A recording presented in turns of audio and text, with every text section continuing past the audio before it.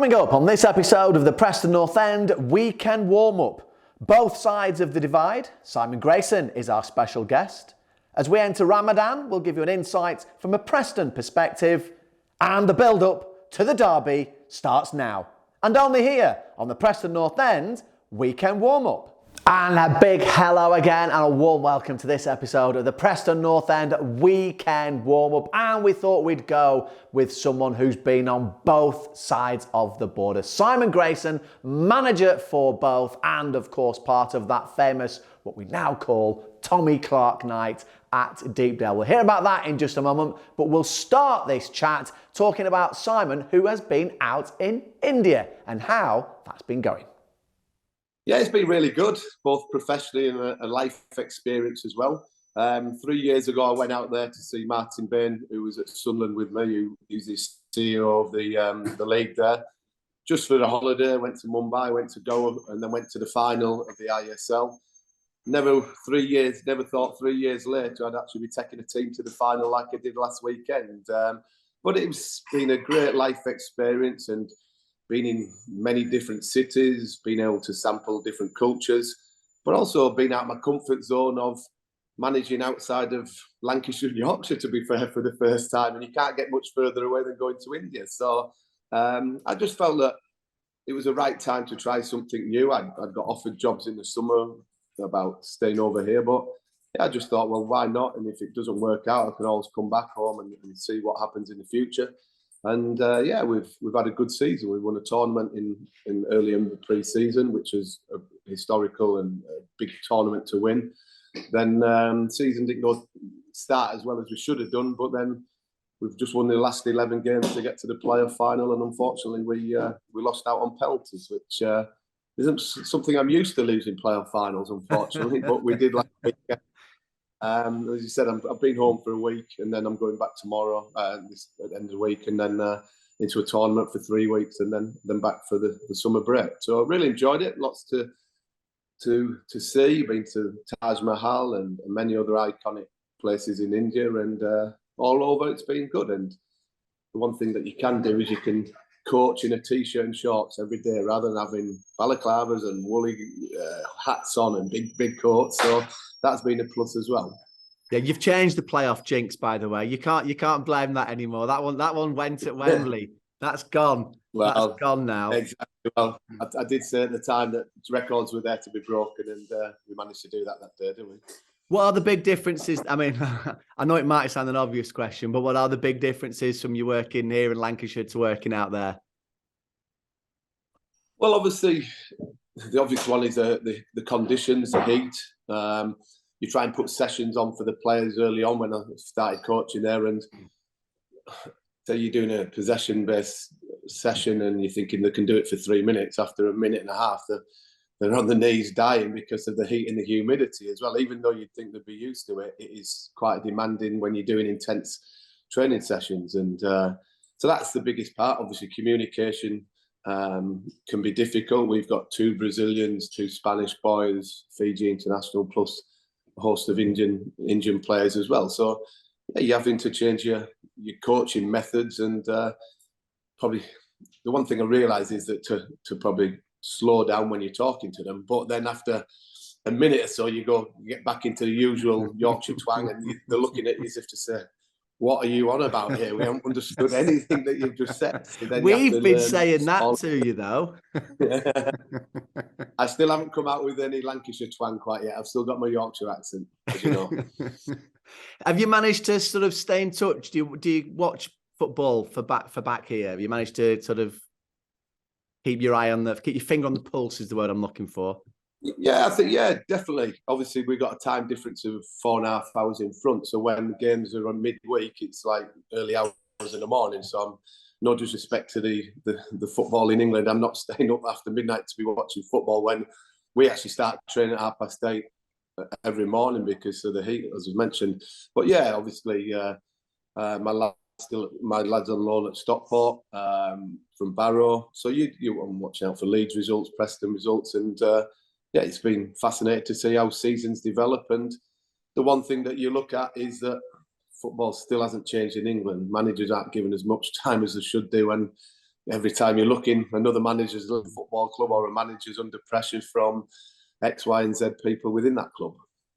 So let me take you back then a few years to when you'd not been in that long. You'd probably been about 5 or 6 months, I think, when that League Cup draw was made and Preston North End against Blackpool at Deepdale. How big a game and how big a result was that for you personally?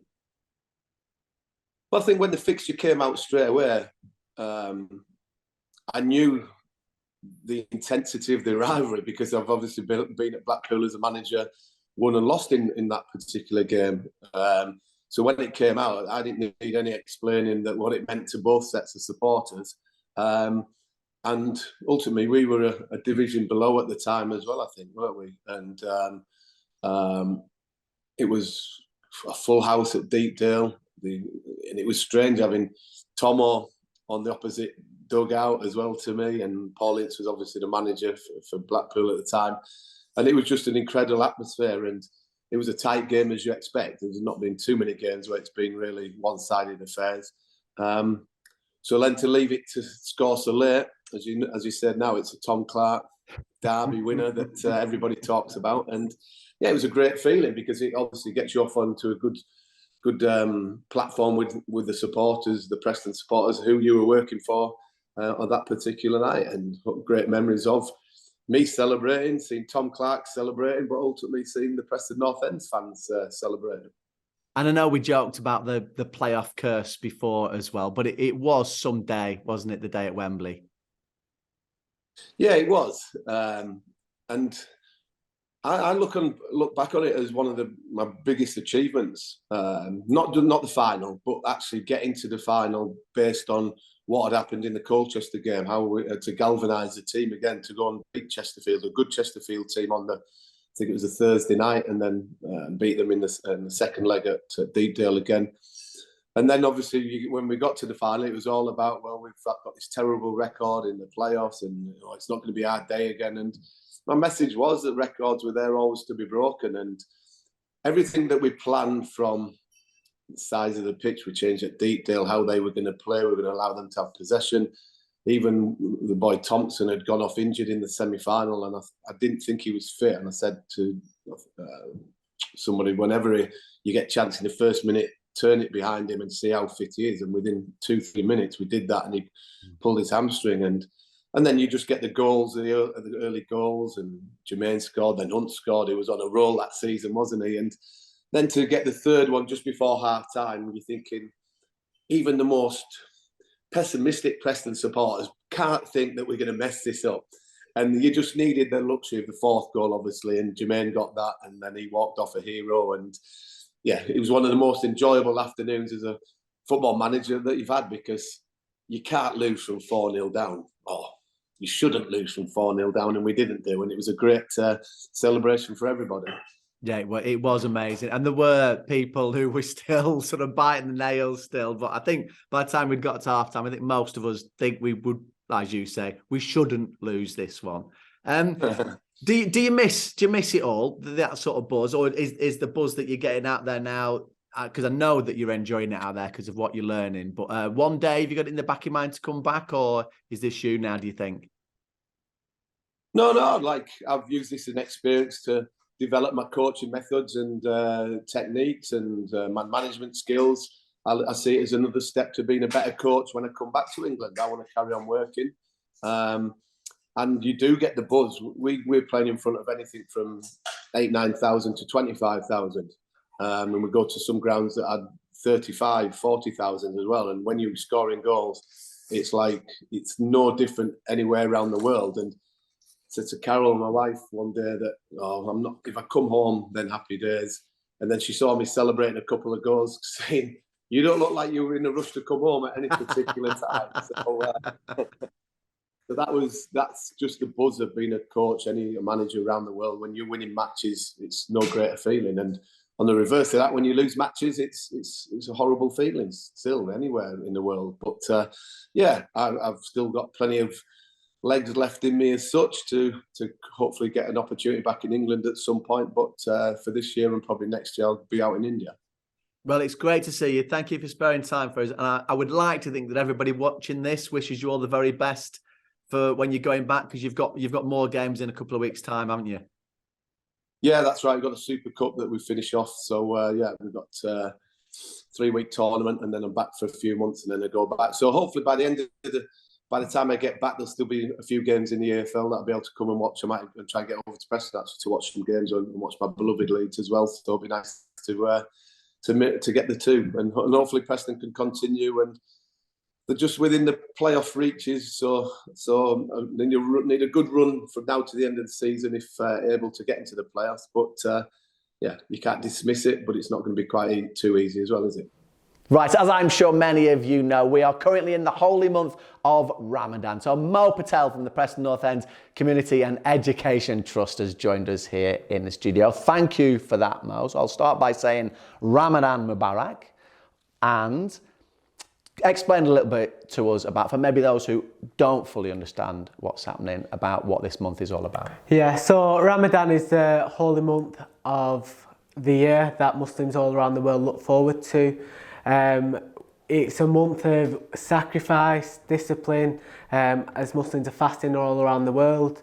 They might be difficult, 15, 16 hours a day. However, there's people in our local community and all around the world that's just a daily occurrence for them. They've got barely any food and water to be living from on a daily basis. So for us, it's being able to relate to them, what it's like living in a world that's not so luxurious like us. It's also a month to give to charity, give back to others within the community, and that falls within my role very nicely, where you can put two into one. Very fortunate to be doing what I am doing, giving back to the local community in Preston, but it's a month that Muslims all around the world look forward to. Very cosmopolitan, Preston, in terms of different religions, all mixed integrated. It's probably one of the best things about our city, isn't it, Yeah. in terms of that. But in terms of the challenges that you're facing then, and I suppose also the challenges that Bambo, Diaby faces at the moment as well, what sort of things? In terms of challenges, it's more getting rest and sleep, because there's an extra prayer that goes on during the evening. So after you eat, after sunset, the prayer after that at the moment it's about 20 past 9. You're having to go to the mosque, praying another prayer that's an hour long, and then it's just one after another. You're going to work or training for Bambo, getting home, waiting for a time that you can eat, and then going to pray again, and it's just very intense. But we have this conversation quite regularly within the office. It's a month that people actually look forward to because it humbles you quite a bit. So in terms of challenges, it's getting rest, but we're quite fortunate at Preston North End. Everyone's very accommodating, inclusive. Can we start a bit later on? And it does help you a lot, because I've been in positions in the past where you're getting home at midnight, waking up at 4 or 5 in the morning to eat, and you're in the office at 8:30, whereas coming in that little bit later, it makes it a lot easier. Now, in terms of football matches that are happening during this, because I'm sure you do loads of exercise and I'm sure you need as much energy as you possibly can, but then footballers have got that extra level. That's why they're elite athletes, isn't it? So I know both the EFL and the Premier League have given permission for matches to stop if they're a night game, when obviously the iftar would happen, when the break of fast would happen, for the game to stop. The referees will do that either at a suitable point at a certain time, depending on when the sun sets. And that looks, well, it's the Swansea game, I think, is the first one that we will appreciate anyway. So what are your understanding of what happens there? So we spoke to the EFL just a couple of weeks ago about how they can accommodate for fixtures going forward. We speak to Bambo quite regularly because he is in and around the first team and plays whilst fasting. So once sunset hits, referees have been told to stop play. The ball will be kicked out. They'll give a couple of minutes for them to have dates, water, a bit of energy. And a couple of minutes is nothing during a football match when someone's been fasting for 15, 16 hours. So for the Swansea game, if there is a Muslim player playing, the ball will be kicked out so he can break his fast. Now, I know as well, as we're talking, people think this goes out live because we're so professional. you wouldn't believe how many times I have to do redo stuff. Mo's the professional here, obviously. But Thursday evening at Deepdale, there is going to be a special iftar that everybody's welcome to come along to. So explain to us what would have happened tomorrow for us, but yesterday for them.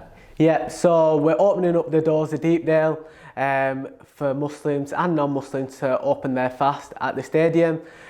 Previously, there's been a big barrier of people from the local community thinking they can't feel comfortable coming to watch a football match, coming to a football stadium. So last year we held our first one, and I'd like to say we're the first one in the country to host one football club, and we had over 250 people present, and a lot of the people that came were coming for the first time to a football stadium, and we were speaking to the families and they were saying they couldn't wait to come back. And the fixture after the Break Your Fast event last year, we had a record amount of people using the multi-faith room. So tomorrow night we're doing something similar. We'll have our Muslim player Bambo Diaby present with us.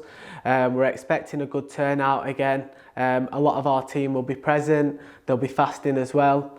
We've got supporters groups that are non-Muslim also there, so we can have that bit of an education integration process. But it's a really exciting occasion that we're all looking forward to. Good stuff. Thank you for that. Just before you go, actually, the Ramadan Roadshow. What's that? So a couple of years ago, we started our first Ramadan Roadshow in our PR1 community project, and a major factor was that you look at the demographics of Preston and it's very diverse. 18% of the local community are from the Muslim community, and around our stadium in Deepdale, over 90% of the locals will be celebrating Ramadan. And previously, you go to games like myself, I go regularly, and you looked around the stadium and you'd seen barely any, if any, people from the Muslim community. And it was surprising because you look at the demographics of Preston, and it's made up with a large chunk of the Muslim community. So for us, it was about breaking those barriers down. What was it as a football club and community trust we could do to make Deepdale a more inclusive environment? And we spoke to key stakeholders in the community and we asked, how can we give back to the local community and break these barriers down? So we came up with a project which was our Ramadan Roadshow, and we wanted to give some sort of food for Muslims to break their fast with. So we started off with just fruit, dates and water in Deepdale, and the response we had was phenomenal. People couldn't really believe it. The football club on the doorstep are actually doing something for the first time. And we had people from different areas reaching out if they could support, volunteer with us, if we could grow the projects, and it was something we all wanted to do. So last year we grew it into 3 areas: Deepdale, Fishwick and Frenchwood, predominant Muslim areas, and we changed the product, so we're giving out an actual meal which was biryani, dates and water. Again, a huge success.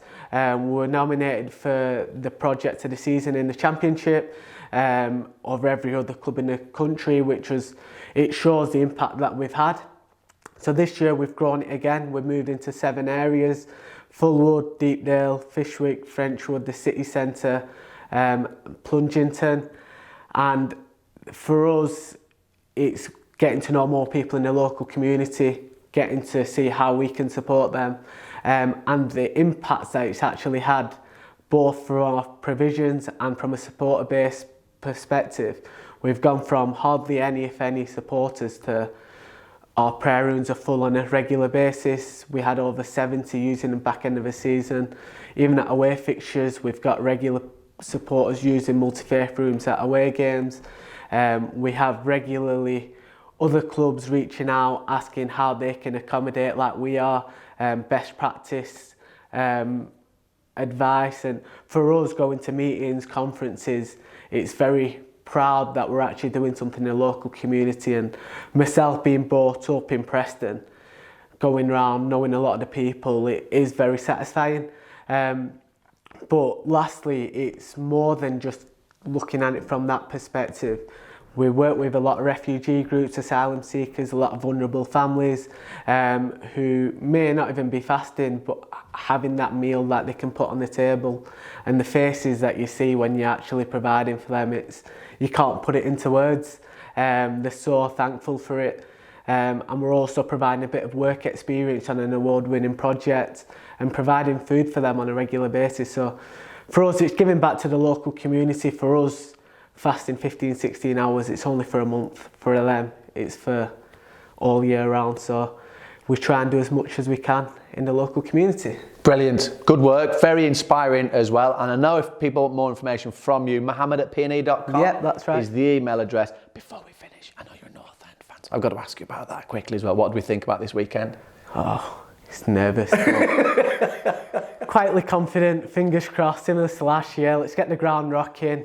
Let's hope for 3 points. Come on, you Whites. He knows the script, doesn't he? Thanks as always for coming in and talking to us. And if you want a reminder about how good last year's derby was at Deepdale, here you go. It's all about redemption for North End tonight in the biggest game of the end of season running. After a painful defeat in October to their near neighbours, it simply must be put right tonight.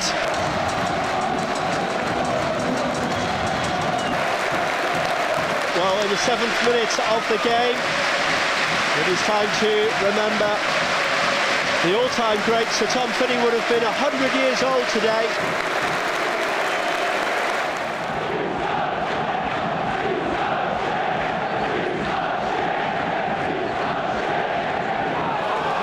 Johnson, who stole it high up the field. He plays it left to Archer. He's trying to make room for the shot.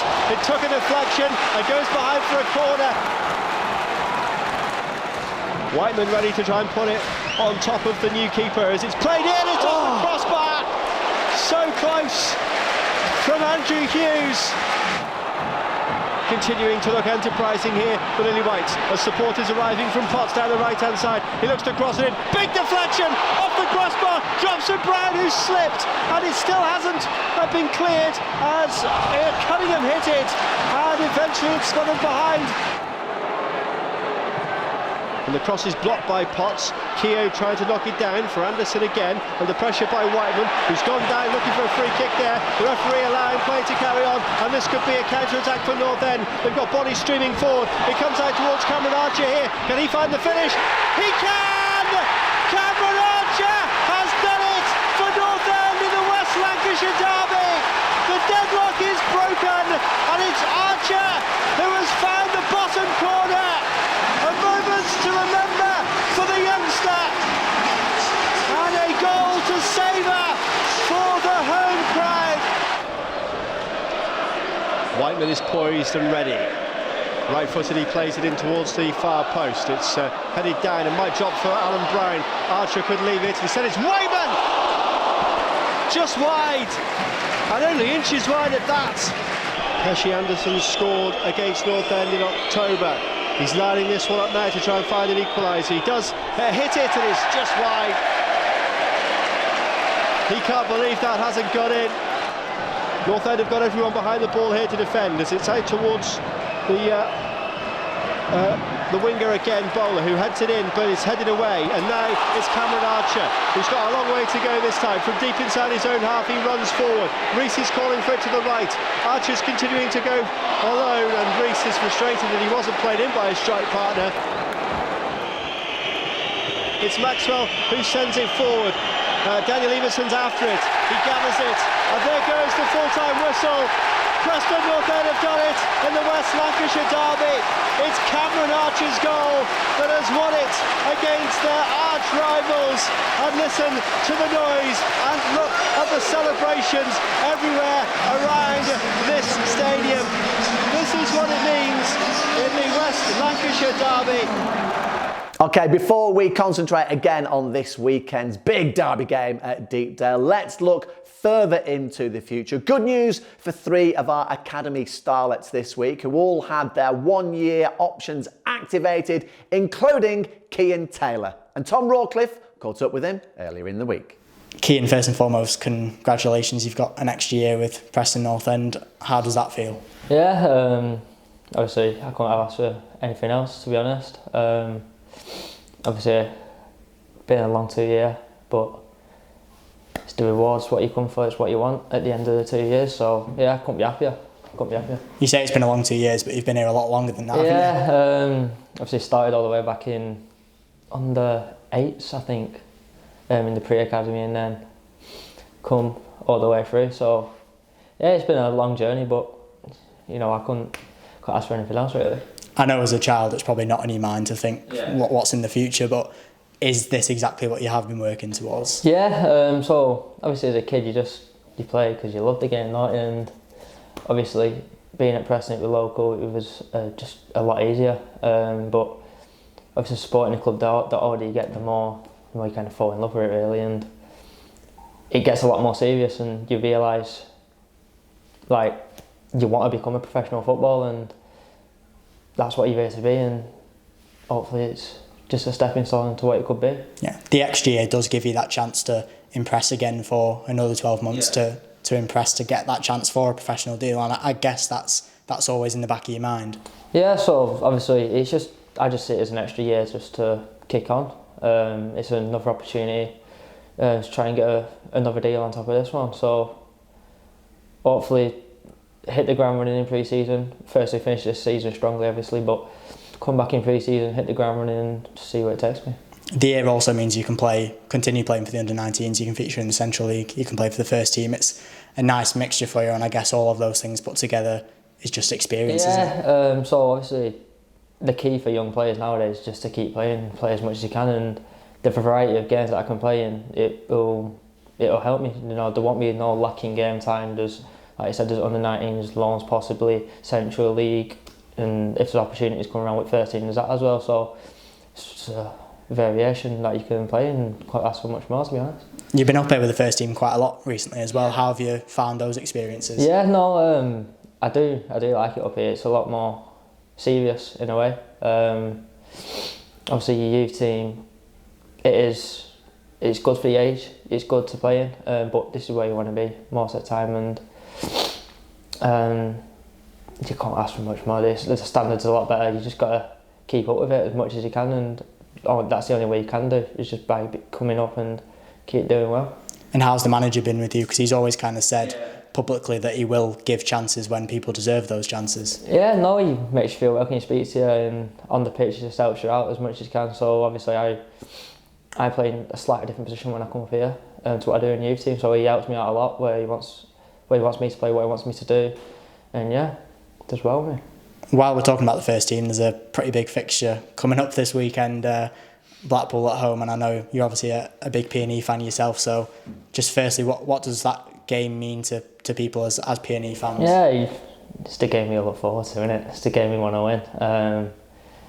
You know, you don't want them having one up on you, and especially with the result earlier on, I think the boys will put it right this time. They'll do well. You were there last season as well when the place was absolutely bouncing. How good is it watching on as a fan? Can you imagine how it is being on the pitch in those kind of games? Yeah, obviously that's what you want to do. You want to score them, and it makes you a legend in a way if you mark your name in one of them games. I just wish it was more like that more often. You know, it's a packed Deepdale, a lot of fans, and the atmosphere is quite loud. So. Yeah. Was it last season as well? Didn't you score a winner against Blackpool last season for the youth team? It was the first game against them actually, and I started on the bench that game. I came on. I remember the goal, just the left-footed finished into the bottom corner, and I think that actually was the start of a long win streak what we went on last year, and we had a successful season. Okay, the focus fully now on this weekend's Derby Day at Deepdale, and let's give you the inside track again from here at Exton. We'll hear from the players in just a moment, but let's start off with the manager, Ryan Lowe. Ultimately it's a derby, two teams. I think performances and results of late and where they are in the table just go out the window. As you've seen, anyone can beat anyone in this division. We're not taking Blackpool lightly just because of where they are. It's a local derby. We respect them for what they are, like we do with every other club. But ultimately it's bragging rights at stake, and we've got to make sure that we perform to our highest levels, because as you've said, they are fighting for points. They do need points to get out the bottom half, but ultimately we need points to try and sustain an attack to stay in the top half. So yeah, local derby, form, point system and results and position in the league goes out the window because it's that intensive a derby. Yeah, we're looking forward to it.